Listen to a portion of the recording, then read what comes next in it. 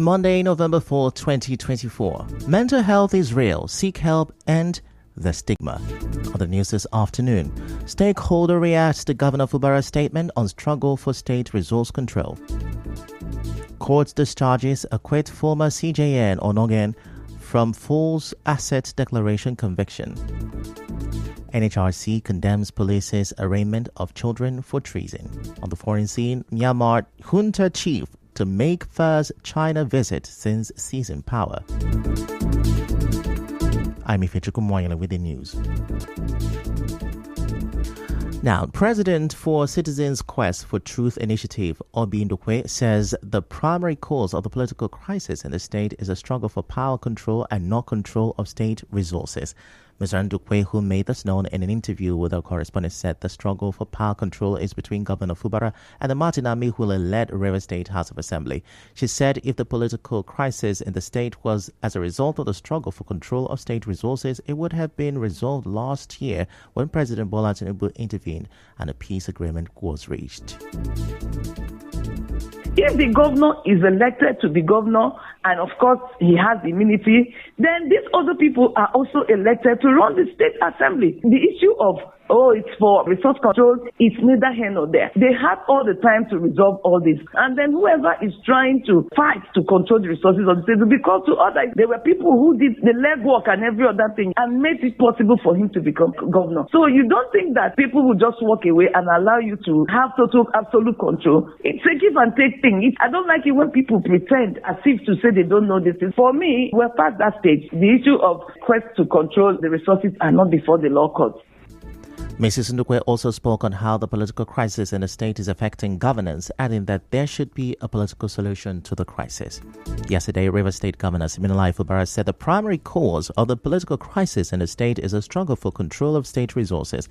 Governor Fubara said this during the 51st birthday of the General Overseer of Omega Power Ministries, OPM, Chibuzo Chinyere, and the 18th anniversary celebration of the church over the weekend. Governor Fubara promised to continue to use the state resources responsibly.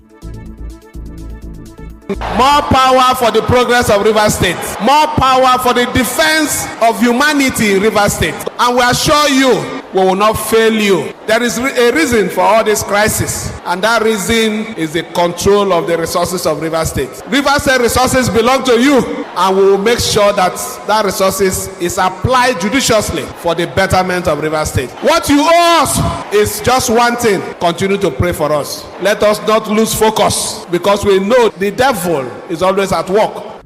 Correspondent Oyekachi also reports that the governor announced the donation of the sum of 200 million naira to the church. The event was attended by the former First Lady, Patience Jonathan, and Chairman of the PDP Board of Trustees, Adolfo Swabara, among other dignitaries.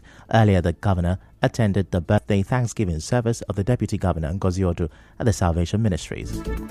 In the meantime, the chairman of a faction of the All Progressive Congress in River State, Tony Okocha, has again tasked Governor Fubara to comply with the rule of law and the representation of the 2024 budget to the Martin Amihule-led Assembly. Mr. Okocha, who was represented by Lucky Otos, spoke at an event organized by the APC in Eche local government area to receive people who defected from the Action People's Party, APP. He also assured the DCAMPs of equal opportunities in the party.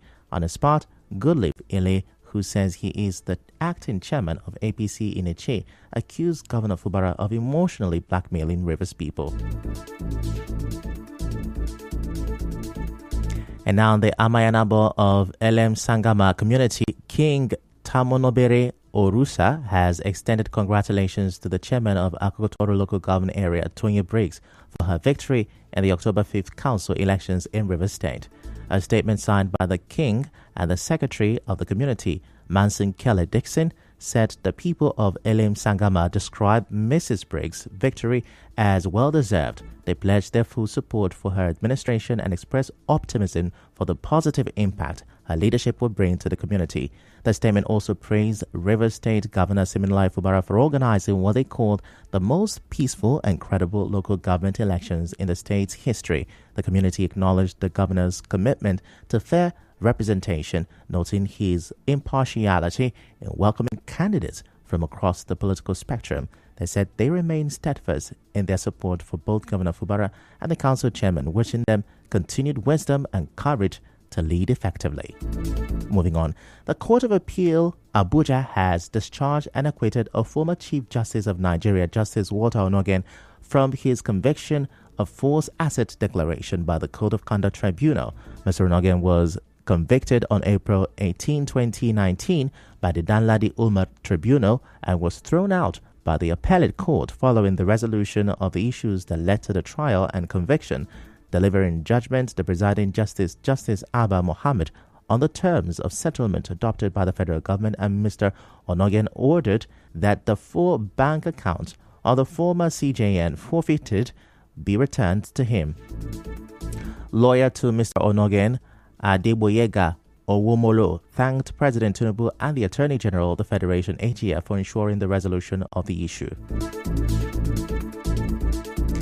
The National Human Rights Commission, NHRC, has condemned the arraignment for treason of children and minors who allegedly participated in the recent nationwide End Bad Governance protest.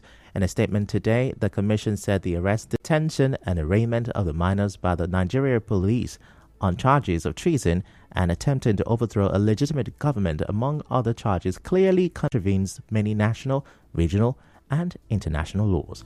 It said the act is widely considered an excessive and inappropriate use of state institutions against citizens, and it is even worse when the victims are children and minors whose best interests were not considered at all in line with the law. Still to come, SANU suspends strike. Stay with us. To thrive.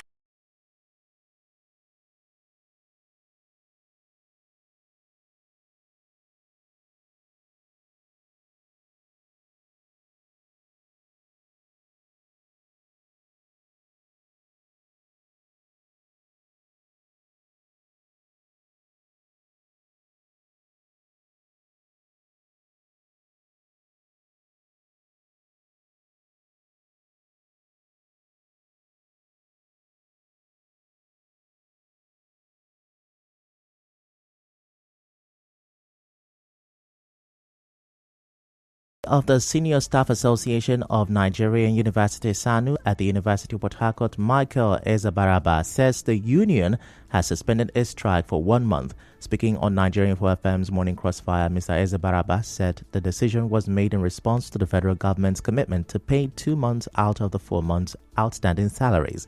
He explained that 1 month's payment had already been paid, with the government promising to pay the second month by the end of next month.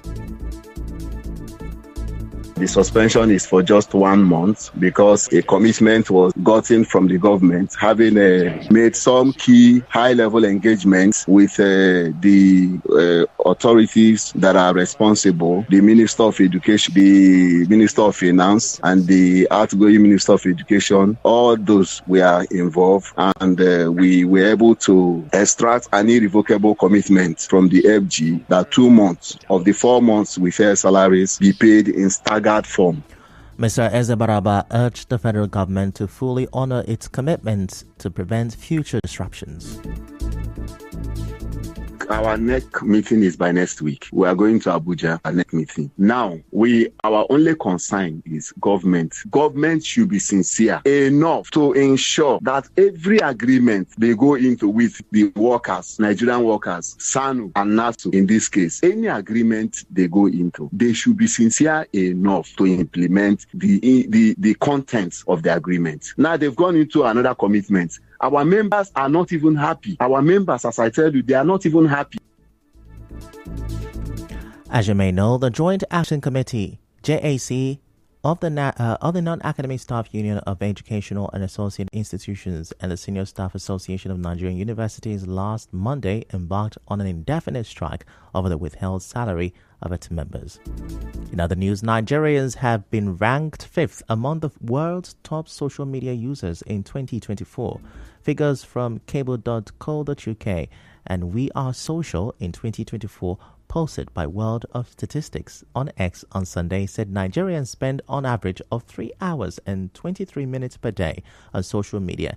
Kenya led the list with people spending the most time on social media at 3 hours and 43 minutes daily. South Africa follows closely with 3 hours and 34 minutes. Brazil at 3 hours and 34 minutes, and Philippines at 3 hours and 33 minutes.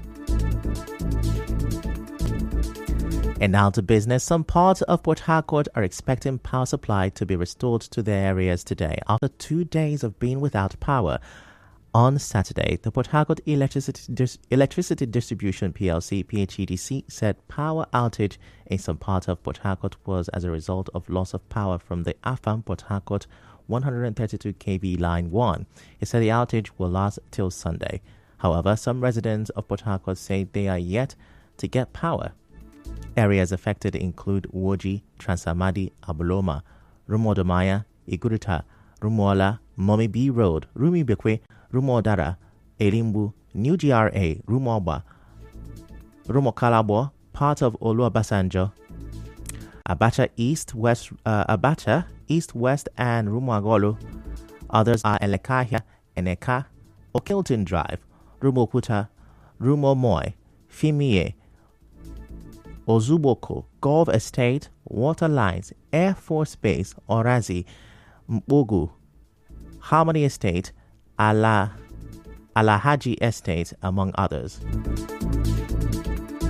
And now to entertainment. Controversial cross-dresser Idris Okuneye, also known as Bobrisky, has reportedly flown out of Nigeria a few days after he was released by the Economic and Financial Crimes Commission, EFCC. Although he did not reveal his destination, Bobrisky, in a series of videos shared on his Instagram story this morning, said that he was traveling on a first-class ticket. Recall that he was stopped and removed from an Amsterdam-bound flight at Murtala Mohammed International Airport while attempting to travel to London last Thursday night. In sport, the federal government has denied a threat to the security of Nigerians in Libya following a recent ruling by the Confederation of African Football, CAF, in favor of Nigeria. The CAF awarded the Super Eagles some points and fined Libya for alleged mistreatment of the Nigerian team during a Nations Cup qualifying match. Following the ruling, reports emerged that Nigerians were being subjected to various harassments. However, the Ministry of Foreign Affairs said Nigerians were safe in Libya. The ministry reaffirmed the government's commitment to protecting its citizens in Libya. Meanwhile, Nigeria's Ademola Lookman scored twice as Atalanta stunned Serie A leaders Napoli by winning 3-0 at the Stadio Diego Armando Maradona. Serie A top scorer Matteo Retegui was surprisingly left on the bench, but Lookman took charge as the visitors inflicted Napoli's first defeat since the opening day of the season. And now, we'll bring you news from around the world. Myanmar junta leader Min Aung Hlaing will travel to China this week to attend a regional summit. Its state media said this today. It is the embattled top general's first visit to the influential neighboring nation since he seized power in a 2021 coup. Since the coup, Myanmar has been in chaos, including areas along its border with China, as an armed resistance movement combined with established ethnic minority militias to wrest control of large territories from the military government.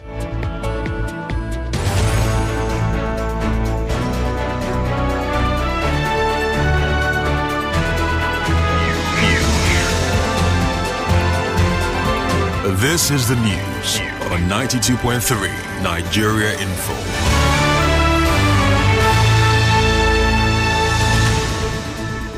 On the news this afternoon, you heard a stakeholder has reacted to court has discharged and acquitted the former CJN Walter Onogin from false asset declaration conviction. The NHRC has condemned the police's arraignment of children for treason. And on the foreign scene, you heard Myanmar junta chief will make his first China visit since seizing power this week. The news was edited by Martha Okere. To reach the news team, send an SMS or WhatsApp to 0808 721 7215. I am Ifechukwu Mwanyele. Many thanks for listening.